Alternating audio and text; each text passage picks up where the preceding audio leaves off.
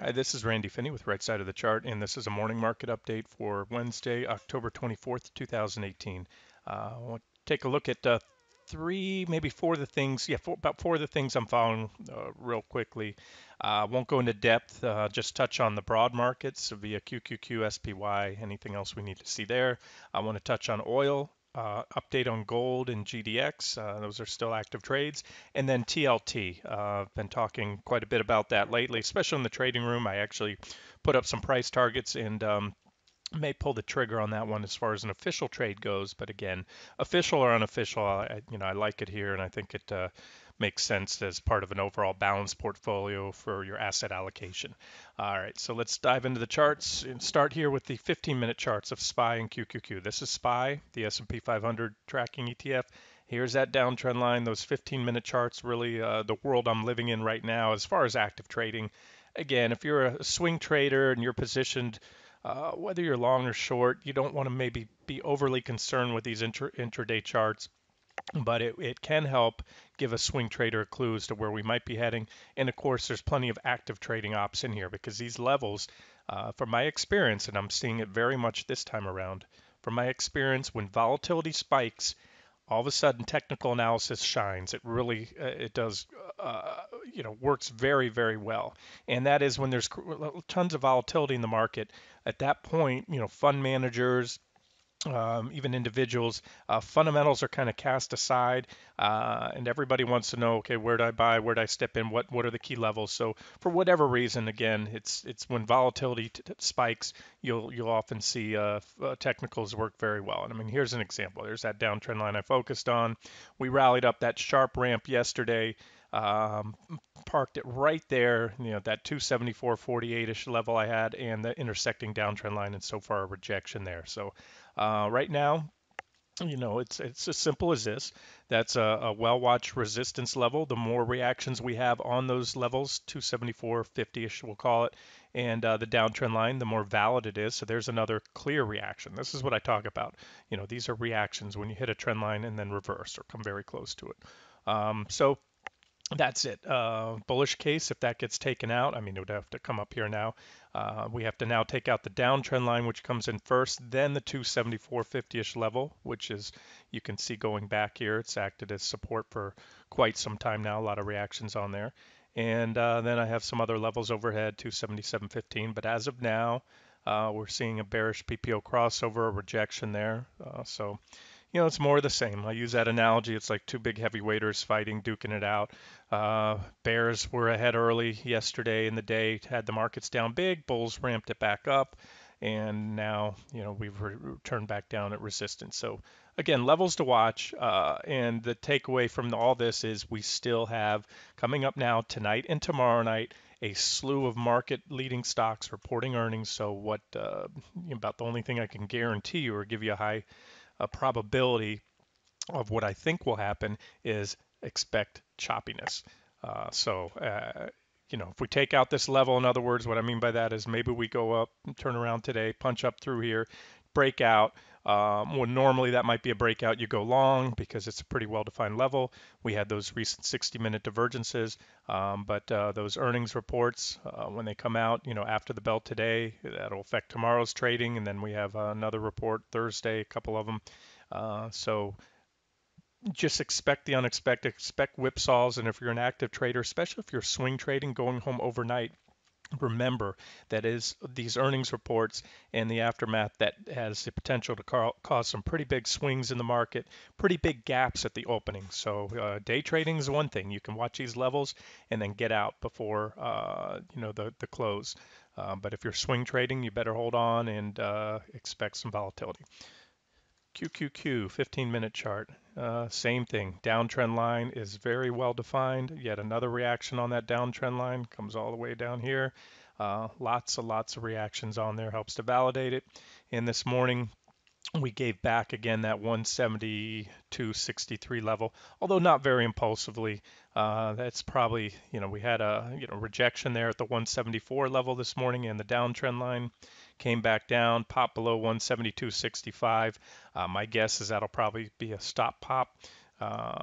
Suck in some more shorts right there, clear some stops on the longs, and then come back up. Who knows? It's just like I said, the only thing we can really expect is a lot of choppiness. So there's a minor uptrend line to watch as well. We're below it now. So if you take the technicals on face value, this area, just like yesterday, is an objective shorting entry. I mentioned 172.65. I mentioned the downtrend line 174.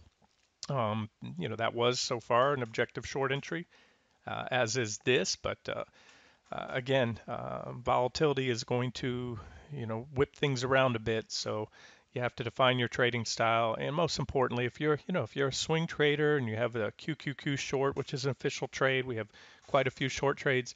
Uh, the bearish case is still very much intact right now. Somebody asked where would it not be? Well, somewhere about a little north of 178. And there's no line in the sand really, because let's say we get up there and we pop 178, we go to 179, we go all the way up here, somewhere, anywhere. And then we have some strong divergences, or we put in a very bearish candlestick reversal. So I just want to say there's no absolutes. There's no one level I can say where all of a sudden, okay, the markets are now bullish or they're now bearish. Right now, because of the long-term charts and everything else I've covered, these weekly charts, we're in a very, very, very precarious technical posture. The markets could rally off these levels. I've talked about that, or they could break. I still favor the downside scenario as of now, which I'm talking would be another, again, about 11, now 12% downside or so, give or take, on the Qs. And if that changes, I will be more than glad to let you know and communicate my thoughts as soon as possible. All right, so back to those charts. There it is. That's all we're watching today. And there's some overhead levels. And if we move back down, now we've already tested. I should add this before we get away from the broad markets. We've already effectively retested the lows. That's what bulls want to see, and that's usually what I want to see too if I was planning to go long, which in most cases I might be when I see these 60-minute divergent lows that I laid out yesterday. I don't know if you caught that video, but every index, all of them, the Dow, small caps, mid caps, S&P 500, everything but QQQ put in a divergent low on the 60-minute chart, and I usually like to see that to position long for a swing trade. And that still may prove to be the case. We didn't get it in QQQ, and that's fine. You don't have to have it in all the indexes. But the other way to look at it is, those looking to go long and making a bullish case, and I can certainly see this argument. It's certainly valid. We've retested the previous lows, not to the penny. You rarely retest to the exact penny. You either come in a little above, a little below. And so on QQQ, you can see the back or test of those lows from back there in October, October 11th was successful so far. And on SPY, we undercut the lows. You can see a little bit. And so far, we're back above them, so they can call that a successful test. So there's the bull case. And now to continue on, you have to take out all of these overhead resistance levels. And the bearish case would say that that's just another move down. We closed the day red yesterday. And let's see how we close today, and more importantly, the week. Okay, so I'll keep you updated as we go, but these are the levels that I'm watching right now. Okay, let's talk oil. Since there, excuse me, there have been some interesting developments in oil. Yesterday we had one of the biggest down days in months. I forget exactly where it was. I read about it, but it was a big down day in crude. Now I'm going to start here with a bigger picture. Within the trading room, and I may have mentioned it in videos or on the front page, I can't recall, but certainly in the trading room I've posted some analysis on crude lately. And the bigger picture, this is a 10-year weekly chart. You can see where oil prices used to be a lot higher. This is USO, by the way. It's an ETN, but it does a pretty good job of tracking crude futures. So we'll look at this one. And the story on that one was we put in back here early 2016. I was very bullish on the energy stocks. We had a lot of trades there on crude. We put in a big divergent low. Those are the things I look for. Then we set up in this trading range. You can see down here, multi-year trading range, finally broke out above the trading range right here, back tested it, and we began this uptrend. That uptrend ended most recently, as I highlighted, with as crude ran into long-term support. Was pointed out just before we did so. I'm referring to all these reactions back here. This level here, 1611, hit it almost to the button, and this is a weekly chart. From there, we also had negative divergence. If you zoom in here on the indicators, they look flat, but you can see the divergences. I have to move those lines up. So we put in a divergent high, at resistance while overbought. That's about as good as it gets for a reversal, and so far we have had, I think it's about a 16% drop, 15% or so in crude. So now from this chart and on the crude futures, it looks pretty bearish because this candle so far this week, and the week is not over, we've moved down below here on a weekly closing basis. I'm sorry, not a weekly closing, an intra-week basis. I'm referring to this candlestick here. So we're now below the uptrend line on USO. That's bearish. And I want to show you on the daily, and I'll give you my thoughts. On the daily chart, let's see.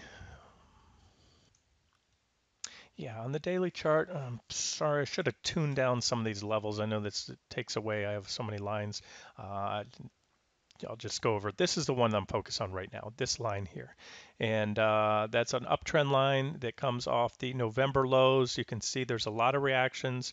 I know this chart's, again, a little bit busy, but I want to leave these lines there. I should have cleaned it up for you.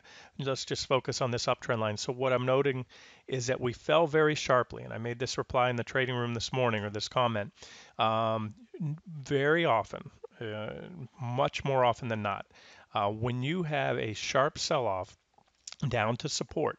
What I often say is the initial tag of support very often produces a reaction. I'm not talking the initial, the very first tag. There takes several reactions to make a trend line. So we go back, there's a lot of reactions. I'm referring to the initial tag in months. We haven't hit that trend line since August.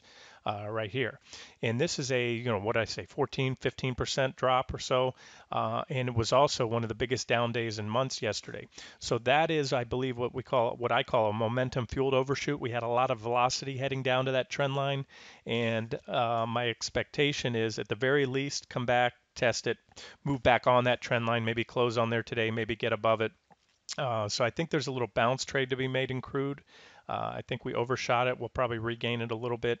And but overall, like I said, that weekly chart, crude really have to giddy up and rally here through the end of the week to put that weekly candle back on a back above that trend line or on it.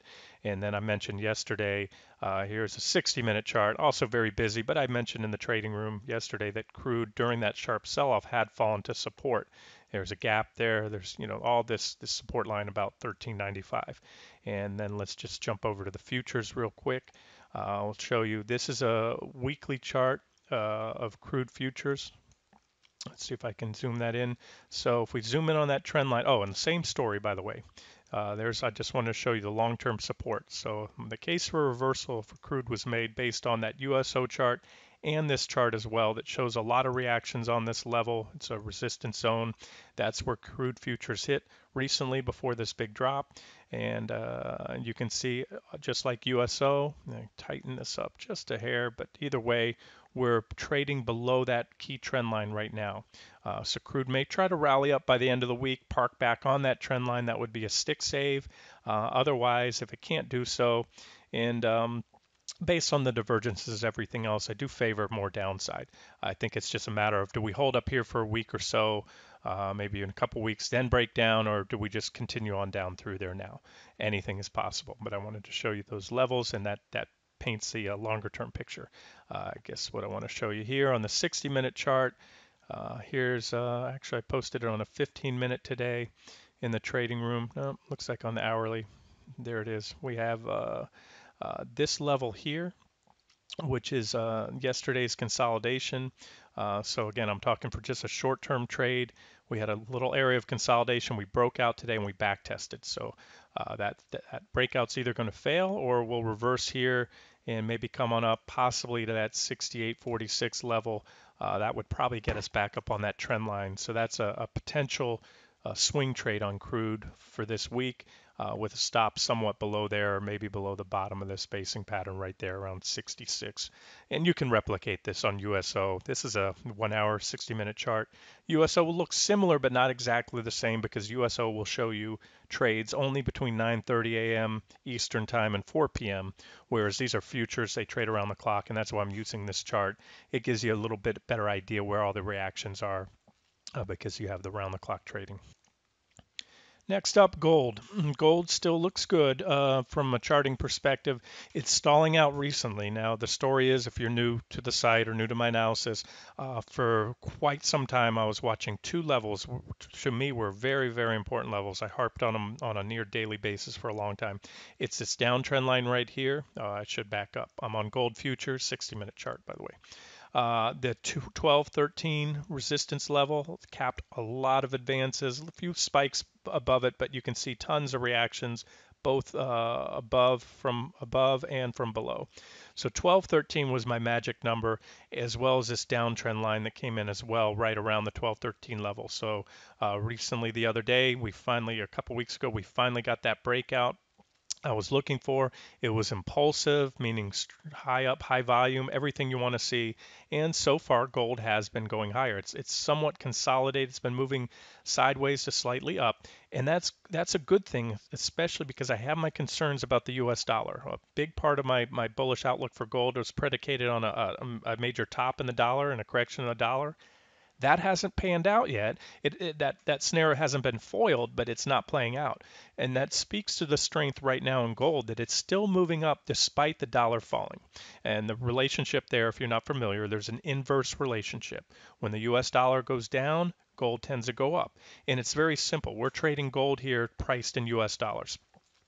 So if the dollar is cheaper, it takes more dollars to buy a share of gold, so the price goes up. If the dollar increases in value, the dollar strengthens, then the price of gold will go down because of that.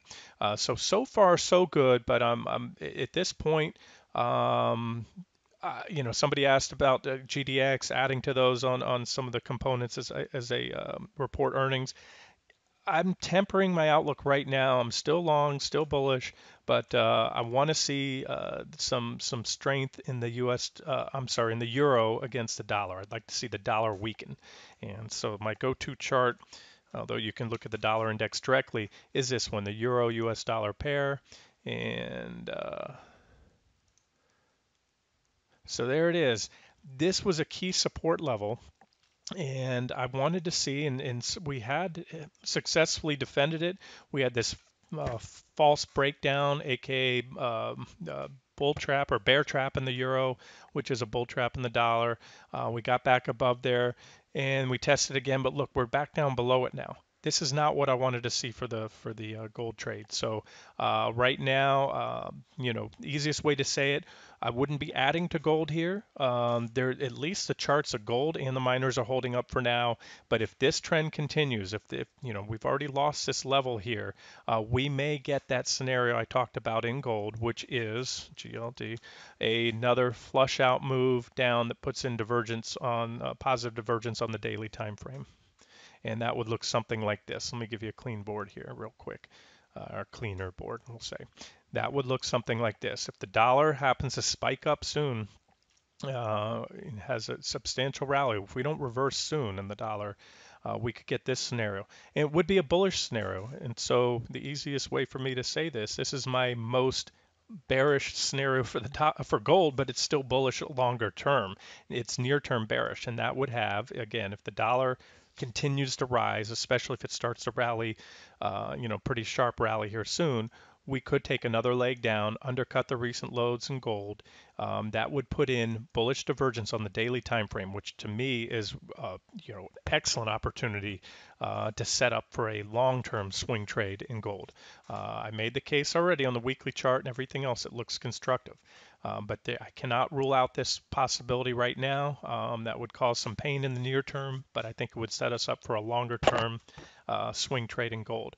But again, I have to reiterate, as of now, everything looks good in gold. We haven't seen that, the any signs that we need to exit this trade right now.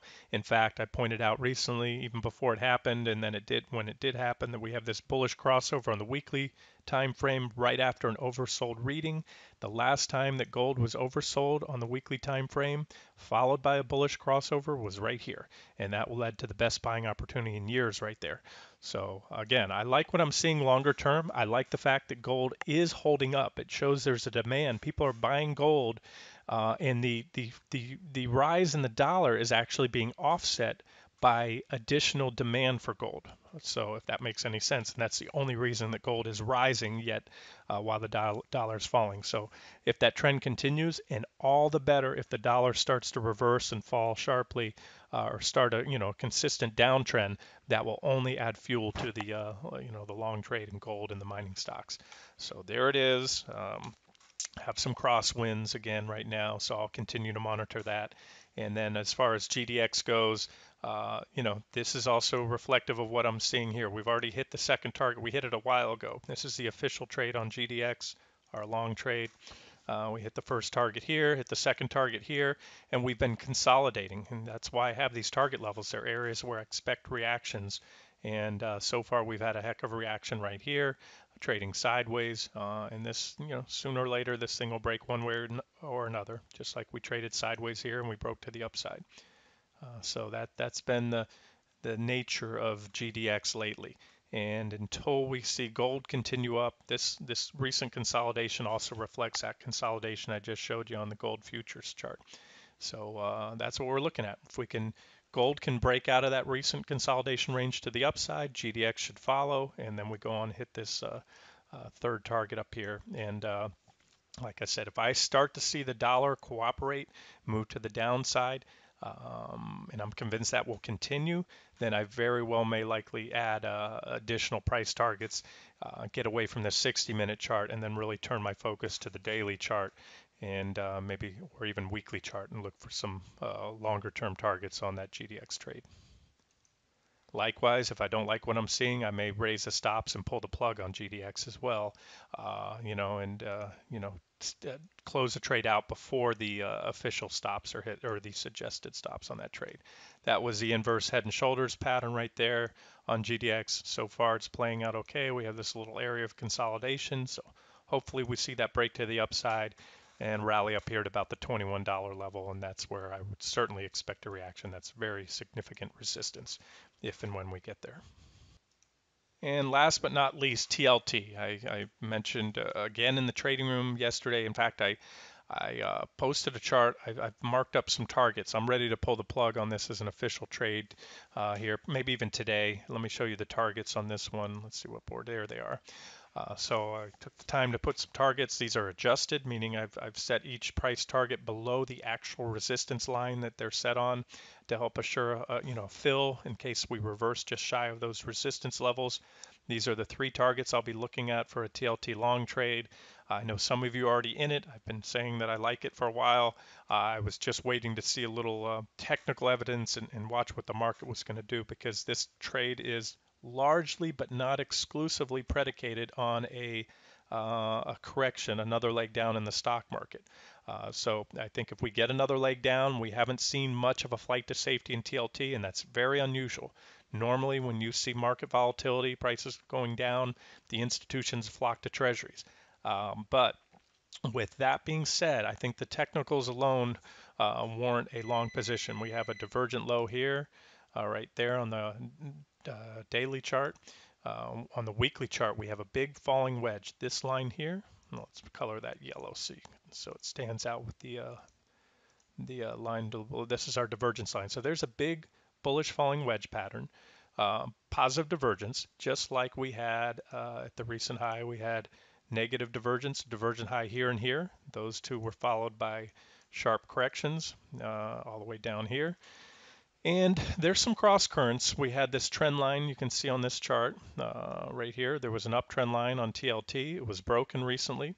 But what I can see is a likely scenario is we break out of this wedge, come in and back test that level, run up to about 128.56, back test that trend line, and that would be a nice trade in TLT. Again, these are government bonds, so if you take a TLT, personally, I can take easily a double-sized position. These are, treasury bonds. You're not going to be down 5% in a day like you can with QQQ on a really bad day, and you're not going to go up 3, 4, or 5%. So therefore, you can take a larger position size because your risk is a lot lower in treasury bonds than it would be in equities, and that will also help boost the gains and because your loss potential. If I have a loss on here, it's not going to be 15%. It's going to be a lot smaller, probably 2-3% or so. anyways, so that's treasuries. That's the longer term outlook. And the bigger picture was, I think, if you didn't catch my analysis before, I think all eyes were on, go back to the daily chart. I think all eyes, or the majority eyes, I should say, because mine were on this level. Big level there. That was a big support level. A lot of reactions. This is 2 years of trading history. Broke down, and that was very bearish, and that was also a breakout in interest rates. I think this probably proved to be a bear trap on TLT. Again, it was a technical breakdown. It was certainly reason for that sharp sell-off. But when I look at the bigger picture, which I was just showing you, I see more of a bigger support zone right here. And yes, that support zone was taken out recently, but if we get back above there, especially 116.54-ish, then that will have proven to be a failed breakout or failed breakdown or a bear trap, and that would potentially provide the fuel for a nice rally up to, like I said, maybe that 128-ish level. So I'll wrap it up here. If you do take TLT or, my thoughts, I usually, when I put an official trade idea out, I'll use a risk reward ratio about 3 to 1, sometimes better, to the final target, and that's where the stops are determined. But if you're only going to target, a quick move up, then you obviously want to use a little more aggressive stop than the suggested stop. But I'll try to get this one out today. I think I'd rather be in front of this one if we do have some negative negative reactions to the earnings that are coming up this week, today and tomorrow, as well as Apple next week. I'd rather be in front of this one than get behind on it. And finally, the hesitation that I had recently was I wanted to see this 60-minute downtrend line get taken out on TLT. That was taken out yesterday when we swooned down in the morning in the markets. We had a big pop in treasuries. I didn't want to chase it there, but look, we've come back and back tested the trend line. So that's why I'm liking this one a little bit better. And we also have support just below about 113.50. So there's TLT for you. All right, we'll wrap it up here. This has been Randy Finney with Right Side of the Chart. Best of luck on your trading.